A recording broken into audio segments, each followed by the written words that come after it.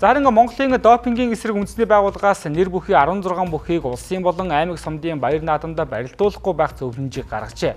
За зөвлөмжөд дурдсан бүхчүүдийн жагсаалтад улсын цолтой 1 бүх, аймгийн цолтой 7, сумын цолтой 8 бүх багтаж байгаа юм байна.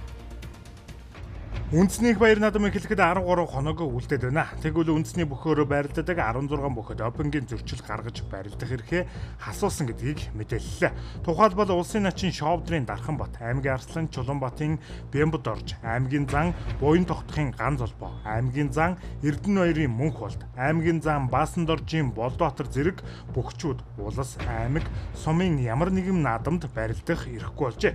Хэрвээ допинг нь илэрсэн нь батлагдсан тамирчин улсын болон аймаг сумдын баяр наадамд оролцуулсан тохиолдолд тухайн тамирчны тэмцээнд үзүүлсэн амжилт, бай шагналыг хүчингүүд тооцож, тэмцээний байр эзэлсэн дараалалт холбогдох өөрчлөлтийг нөхөн оруулах шаардлагатай гэдгийг анхаарууллаа. Тиймээс зөрчил гаргасан бүхчүүд хууль дүрмээ мөрдөх, бусад бүхчүүдийн хувьд элдв хоройтой эм бэлтгэл хэрэглэлгүйгээр улсынхаа их баяр наадамд оролцох шаардлагатай байна.